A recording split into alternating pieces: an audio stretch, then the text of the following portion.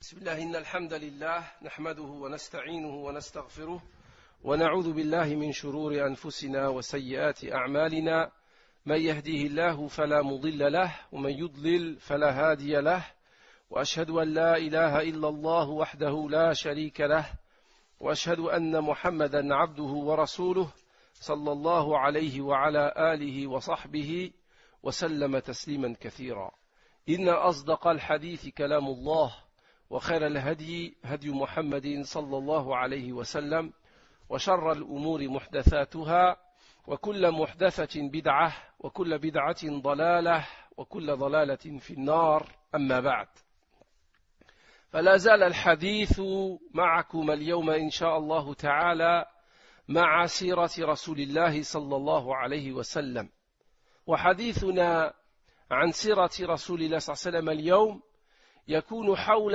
ثلاثة عناصر. العنصر الأول أحوال الناس قبل بعثة النبي صلى الله عليه وسلم، والعنصر الثاني أحوال السياسية والاقتصادية والاجتماعية والدينية في مكة المكرمة، والعنصر الثالث والأخير بعض الدروس والعظات والعبر من سيرة رسول الله صلى الله عليه وسلم. Donc, on va continuer aujourd'hui le cours sur la biographie du prophète sallallahu alayhi wa sallam. Et aujourd'hui, on va s'attarder sur 3 points.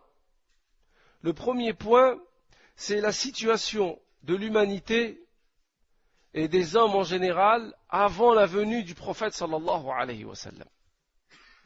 Le deuxième point, la situation économique, politique, sociale, religieuse dans la société ou dans la ville de Mecca et dans la péninsule arabique. Et troisième point et dernier point, on va tirer des leçons et des points importants concernant les 2 premiers points évoqués. فنبدأ بالعنصر الأول وهو أحوال الناس قبل بعثة النبي صلى الله عليه وسلم. فالناس قبل بعثة النبي صلى الله عليه وسلم كانوا في ضلال مبين يتقلبون في الظلمات في ظلمات الشرك والجهل والضلال. Donc commençons par le premier point qui est la situation de l'humanité en général avant la venue du prophète sallallahu alayhi wa sallam. Comment vivaient les gens? Dans quel état se trouvait l'humanité avant la venue du prophète sallallahu alayhi wa sallam? Les gens vivaient dans l'égarement manifeste. Ils étaient tombés dans les ténèbres de l'égarement, les ténèbres de l'injustice, les ténèbres de l'idolâtrie et de la mécréance. فالله تبارك وتعالى أخبرنا بأحوال الناس في كتابه فقال هو الذي بعث في الأميين رسولا منهم يتلو عليهم آياته ويزكيهم ويعلمهم الكتاب والحكمة وإن كانوا من قبل لفي ضلال مبين. هكذا كانت البشرية قبل بعثة النبي صلى الله عليه وسلم في ضلال مبين. Et Allah tabaraka wa ta'ala dans le Coran nous informe de l'état de l'humanité avant la venue du prophète sallallahu alayhi wa sallam. Allah nous dit, c'est lui qui a envoyé chez les Arabes, les analphabètes, un prophète parmi eux. Il leur récite ces versets, les versets d'Allah subhanahu wa ta'ala. Et il les purifie. Il leur enseigne le livre et la sagesse, alors qu'ils étaient auparavant dans un égarement manifeste. Donc la situation de l'humanité avant la venue du prophète sallallahu alayhi wa sallam, c'est l'égarement manifeste. والنبي صلى الله عليه وسلم يخبرنا بأحوال الناس قبل بعثته فيقول النبي صلى الله عليه وسلم والحديث رواه مسلم ألا إن ربي أمرني أن أعلمكم ما جهلتم مما علمني يومي هذا كل مال أي يقول الله عز وجل كل مال نحلته عبدا حلال وإني خلقت عبادي حنفاء كلهم أي خلق الله سبحانه وتعالى عباده على التوحيد وإنهم أتتهم الشياطين فاجتلتهم عن دينهم وحرمت عليهم ما أحللت لهم وأمرتهم أن يشركوا بي ما لم أنزل به سلطانا ثم يقول إن الله نظر إلى أهل الأرض فمقتهم جميعا عربهم وعجمهم إلا بقايا من أهل الكتاب. Et le prophète sallallahu alayhi wa sallam, dans un hadith rapporté par l'imam Muslim, nous donne aussi l'aperçu de l'humanité, de l'état de l'humanité avant sa venue. Il dit le prophète sallallahu alayhi wa sallam, oui, mon Seigneur m'a ordonné ce que vous ignorez de ce qu'il m'a enseigné aujourd'hui. Et ensuite le prophète sallallahu alayhi wa sallam dit, ainsi Allah azza wa jalla a dit, tout bien concédé à un de mes serviteurs lui est licite. Et j'ai créé mes serviteurs sur le tawhid. J'ai créé mes serviteurs sur la soumission, sous l'unicité d'Allah subhanahu wa ta'ala.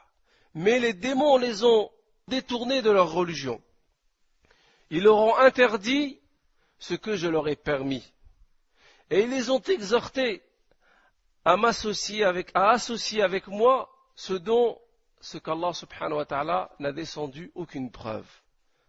Et Allah azza wa jalla a regardé les gens de la terre, arabes et non arabes, et il les a tous détestés à l'exception des derniers parmi les gens du livre. Donc avant la venue du prophète sallallahu alayhi wa sallam, Allah azza wa jalla détestait les habitants de la terre parce qu'ils étaient tombés dans le shirk, dans le kufr, et parce qu'ils étaient tombés dans l'égarement, à l'exception d'une poignée des gens du livre.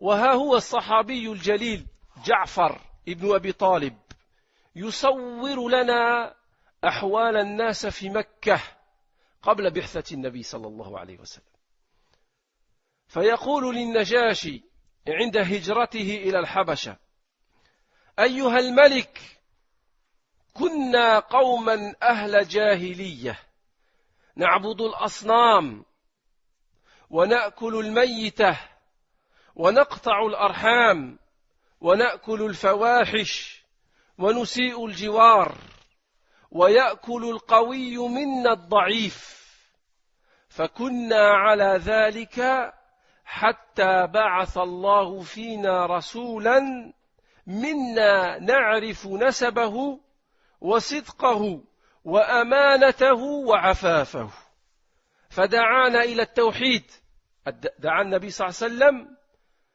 إلى التوحيد وأن نعبده سبحانه وتعالى ونخلع ما كنا نعبد نحن وآباؤنا من دونه من الحجارة والأوثان وأمرنا صلى الله عليه وسلم بصدق الحديث وأداء الأمانة وصلة الرحم وحسن الجوار وكف عن المحارم والدماء ونهانا عن الفواحش وقول الزور وأكل مال اليتيم وقذف المحصنات والحديث صححه الشيخ الألباني رحمه الله وصححه الشيخ أحمد شاكر رحمه الله. Et regardez, Ja'far ibn Abi Talib, lui de même, nous donne un aperçu de la Mecque avant la venue du prophète sallallahu alayhi wa sallam. Lorsqu'ils ont émigré, lorsqu'une poignée de croyants ont émigré vers Al-Habasha, vers l'Éthiopie, Ja'far s'adresse au roi d'Éthiopie et lui dit: Ô roi, Nous étions un peuple des gens de l'ignorance. Nous adorions les statues. Nous commettions le turpitude. Nous rompions les liens de parenté. Nous maltraitions nos voisins. Le plus faible d'entre nous, le plus fort d'entre nous dominait injustement le plus faible. Et nous étions sur cet état jusqu'à ce qu'Allah subhanahu wa ta'ala envoie un prophète parmi nous dont nous connaissons sa noblesse dans sa famille, sa généalogie noble, dont nous connaissons son honnêteté, son respect du dépôt et sa chasteté. Il nous a appelés à adorer Allah subhanahu wa ta'ala sans rien lui associer et de délaisser ce qu'adoraient nos parents et ce que nous adorions nous-mêmes comme pierre et comme statue.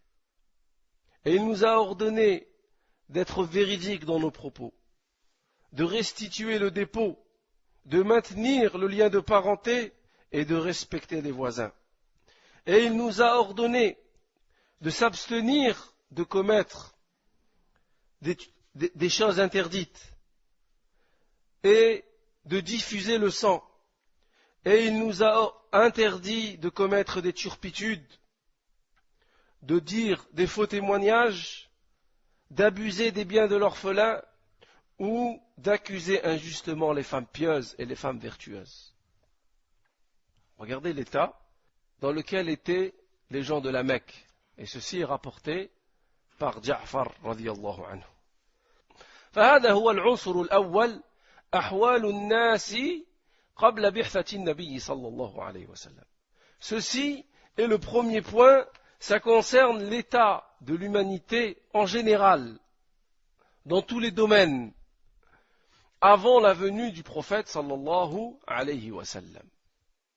ولنرى الآن العنصر الثاني وهو أحوال الناس الاقتصادية والسياسية والاجتماعية والدينية في مكة المكرمة.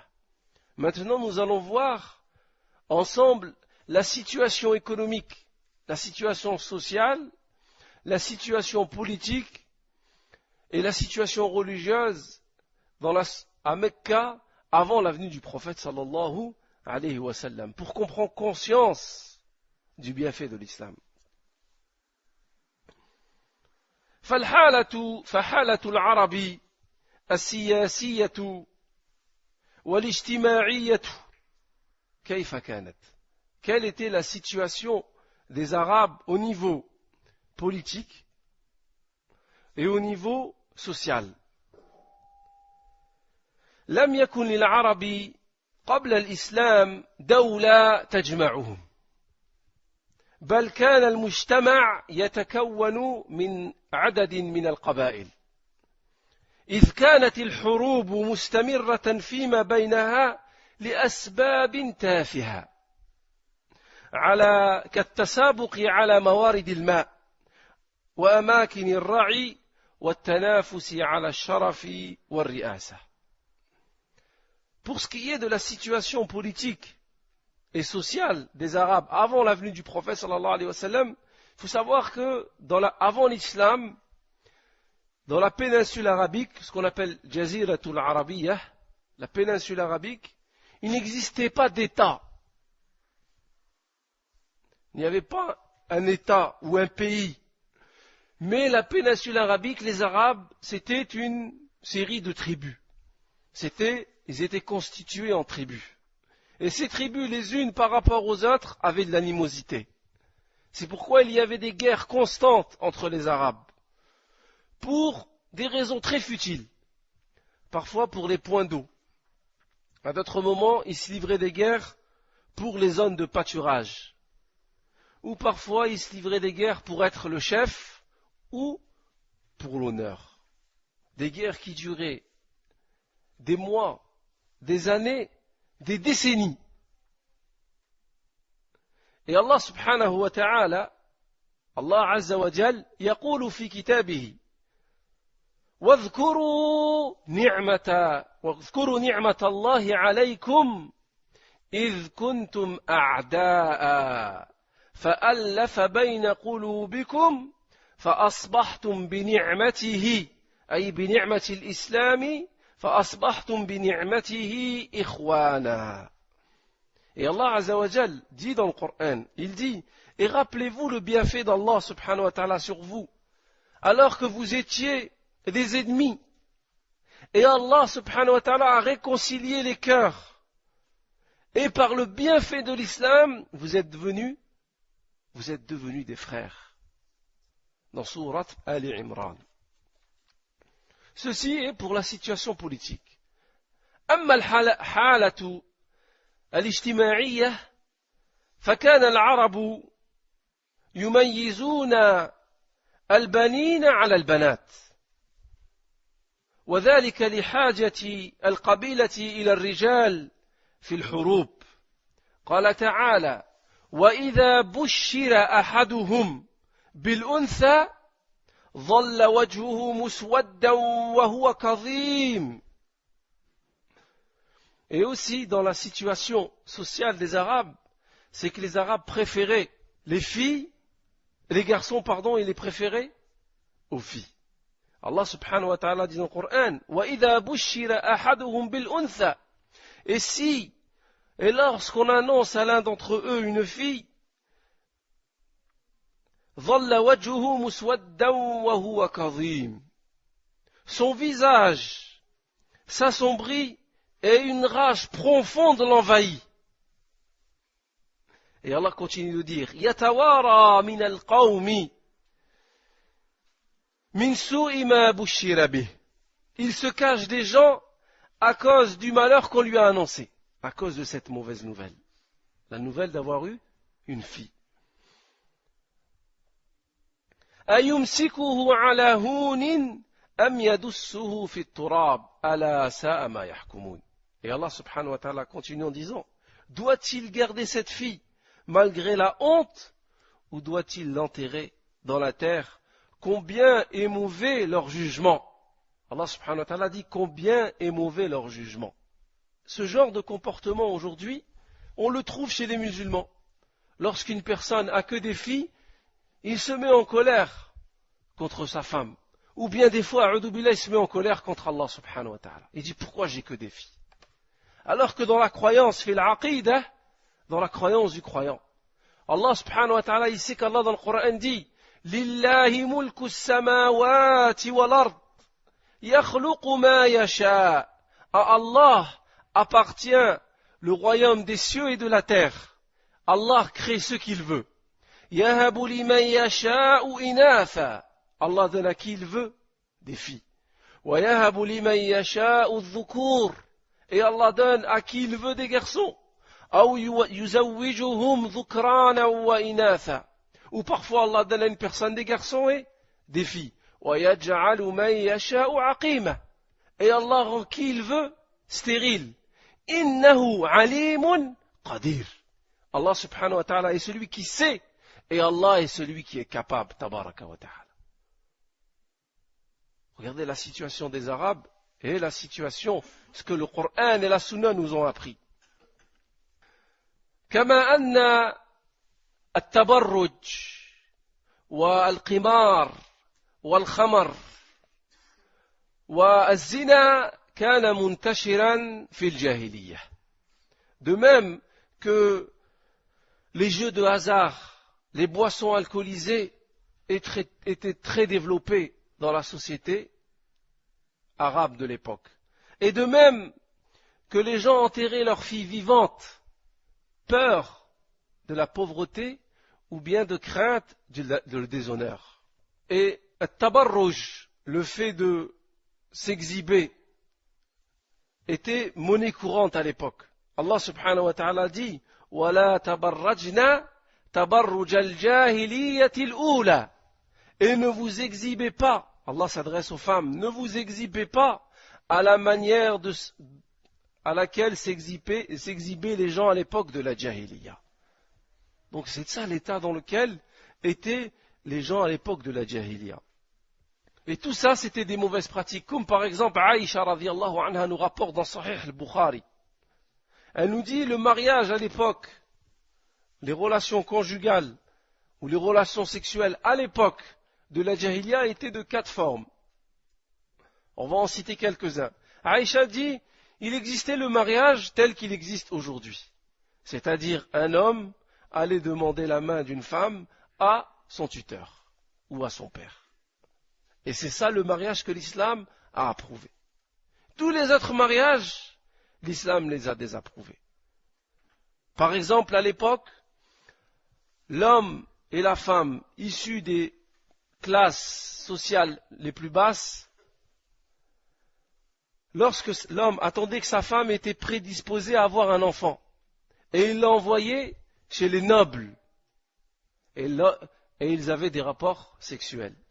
Ils espéraient que de ce rapport sexuel, il y ait un enfant pour que l'enfant ait le titre de noblesse et les caractères de cet homme. Et aussi, parmi les pratiques, les rapports sexuels de l'époque, c'est que une femme avait des rapports sexuels avec 10 nobles, 10 personnes parmi les nobles. Et lorsque cette femme accouchait, elle réunissait ces hommes et elle disait, un tel, tu seras le père de ce garçon ou de cette fille. Et tout ceci fait partie de la Jahiliya. Et regardez aujourd'hui, les musulmans, lorsqu'ils se sont éloignés du livre d'Allah et de la sunna du prophète sallam, qu'est-ce qu'on retrouve aujourd'hui?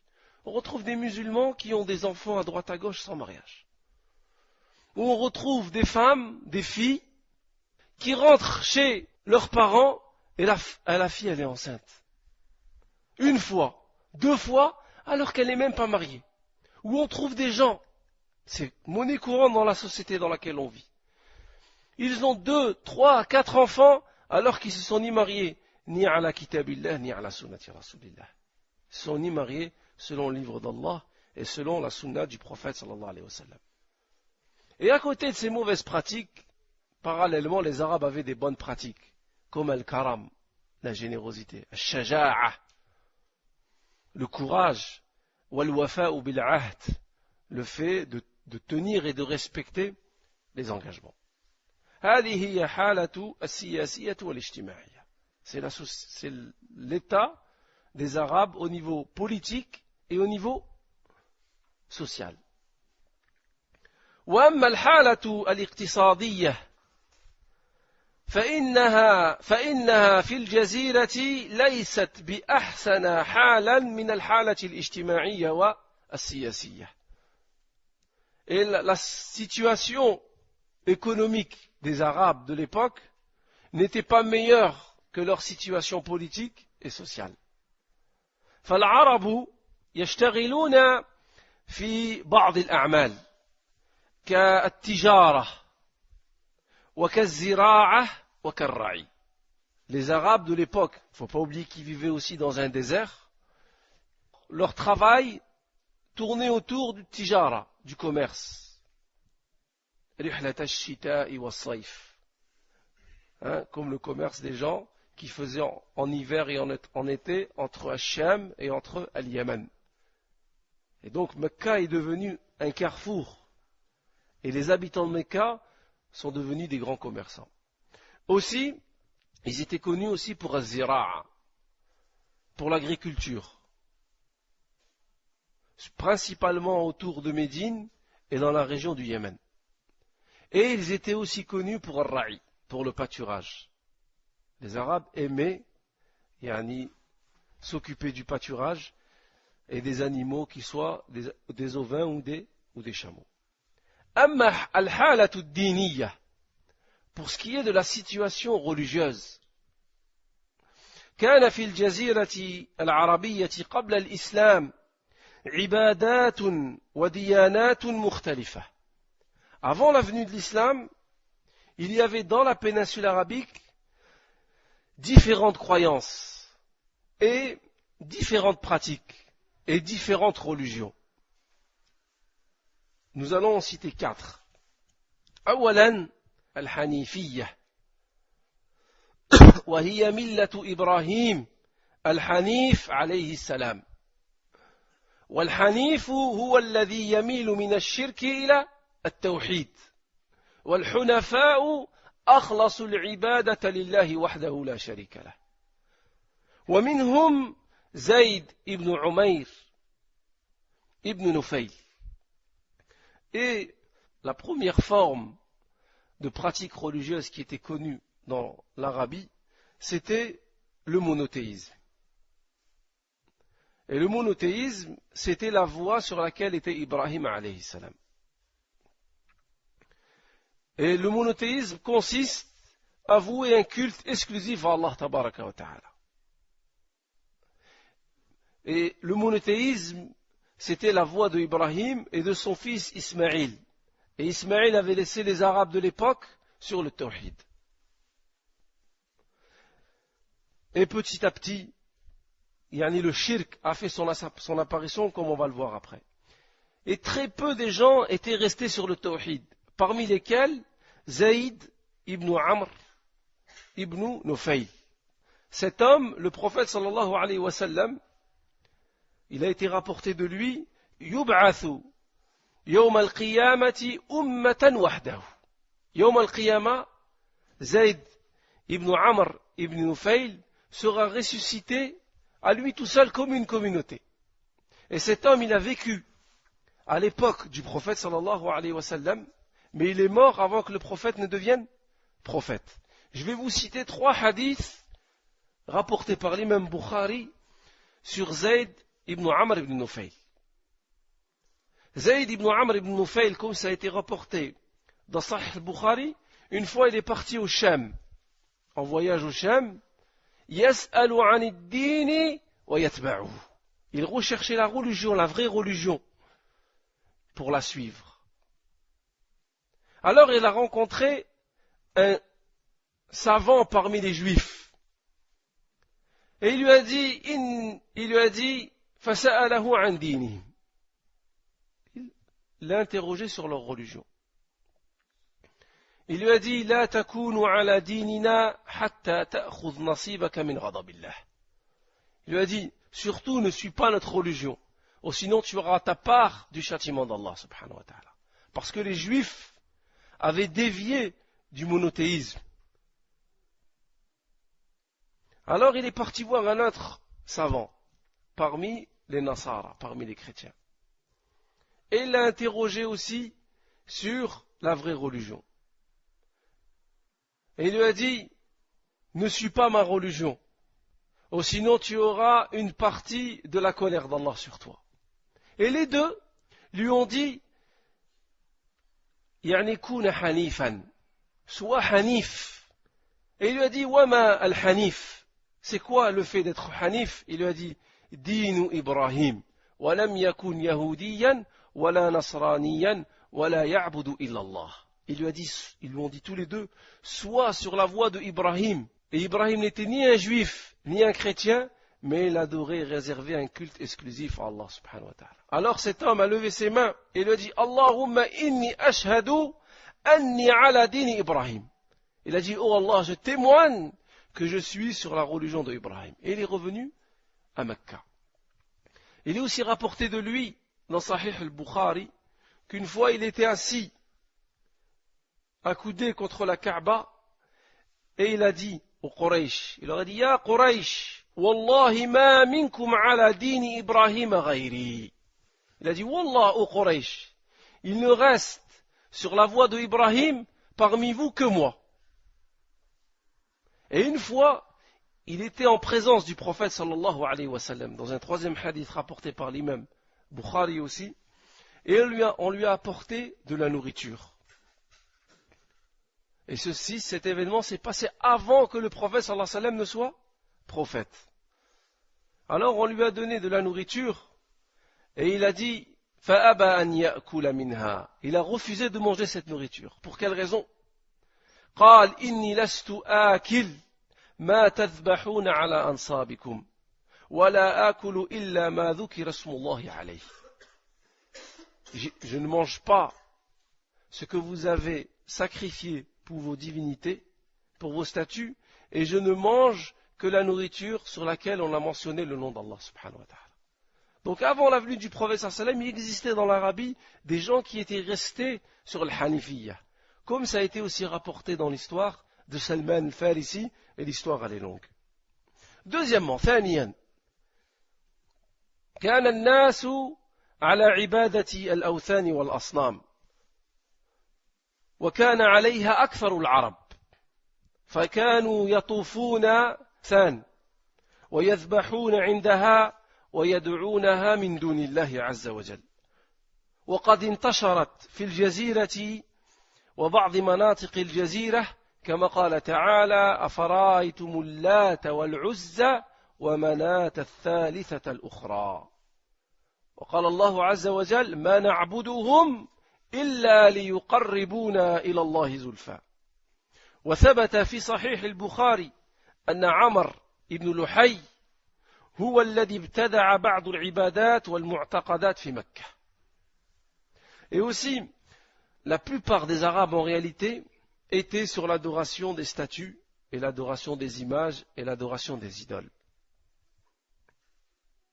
Ils tournaient autour des statues, ils égorgeaient au nom de ces statues et ils les invoquaient en dehors d'Allah subhanahu wa ta'ala. C'est ce qu'on appelle al-shirk. Et cette forme de croyance et d'adoration, elle était présente dans Al-Jaziratul Arabiyya. Comme Allah subhanahu wa ta'ala dit dans le Coran, il nous parle de Al-Lat, qui était une idole qui était adorée à Taïf. Et il nous parle de Al-Uzza, qui était une idole qui était adorée à Nakhla. Et il nous parle de Manat, qui était une idole qui était adorée pas très loin de Médine. Et il a été rapporté dans le Sahih de l'imam Muslim et de l'imam Bukhari que le premier qui a apporté, qui a innové l'idolâtrie dans la péninsule arabique, c'était Amr ibn Luhay al-Khuza'i. Parce que Ibrahim alayhi salam et Ismaïl ont laissé leur peuple sur le tawhid. Et Amr ibn Luhay al-Khuza'i, c'était un noble parmi les Mécois. Et une fois il a voyagé au Shem, et il a trouvé les gens dans l'adoration des statues. Et il a ramené avec lui des statues. Et l'adoration des statues s'est propagée autour de Mecca et dans les contrées de la péninsule arabique. Et le prophète sallallahu alayhi wa sallam dit Ra'aytu Amr ibn Luhay al-Khuza'i yajurru qusbahu fi an-nar. Yani am'a'ahu fi an-nar. Le prophète sallallahu alayhi wa sallam dit de Amr ibn Luhay al-Khuza'i, il dit je l'ai vu dans le feu, il traînait ses entrailles et il traînait ses intestins. Donc on voit le danger du shirk et où le shirk conduit les personnes. النوع الثاني من العبادات والاعتقادات في الجزيرة العربية عبادة النجوم والكواكب. اتخذها بعض العرب معبودا له من دون الله فكانوا يعبدون الشمس والقمر وبعض النجوم كما قال تعالى وأنه هو رب الشعرى. Et aussi parmi les pratiques de l'époque, c'était l'adoration des étoiles et des astres. Certains Arabes étaient tombés dans cette forme d'adoration. Comme Allah subhanahu wa ta'ala dit dans le Coran وَأَنَّهُ هُوَ رَبُّ الشِّعْرَى. Et c'est lui, c'est Allah subhanahu wa ta'ala qui est le seigneur de Shi'ra, qui est Sirius. C'était en fait un astre qu'une certaine tribu parmi les Arabes adorait en dehors d'Allah tabaraka wa ta'ala. ومن العبادات والاعتقادات الموجودة في الجزيرة العربية اليهودية والنصرانية. انتشرت اليهودية والنصرانية في مناطق أو في بعض مناطق الجزيرة العربية قبل الإسلام، فقد كانت اليهودية في خيبر ويثرب أي في المدينة، والنصرانية في نجران واليمن. وقد كان من النصارى من بقي على النصرانية الصحيحة على الدين الصحيح، ومنهم ورقة ابن نوفل ابن عم خديجة زوجة النبي صلى الله عليه وسلم كما ثبت ذلك في صحيح البخاري في كتاب بدء الوحي. Et aussi parmi les pratiques de l'époque, il y avait le judaïsme et le christianisme. Et le judaïsme et le christianisme s'étaient répandus avant l'islam dans certaines contrées arabes. Par exemple, le judaïsme s'était répandu plus autour de Yathrib et de Khaybar. Alors que le christianisme s'était plus répandu au Yémen et dans les régions du sud de l'Arabie actuelle. Et il existait encore une poignée de gens parmi les chrétiens qui étaient restés sur la voie de Isa alayhi salam, sur le vrai islam. Et parmi eux, il y avait Waraqatu ibn Nawfal, qui était le cousin de Khadija radiyallahu anha, la femme du prophète sallallahu alayhi wa sallam. Lorsque le prophète sallallahu alayhi wa sallam a reçu la révélation, Khadija et le prophète sallallahu alayhi wa sallam sont partis voir Waraqa ibn Nawfal, waqad tanassara, et il était parmi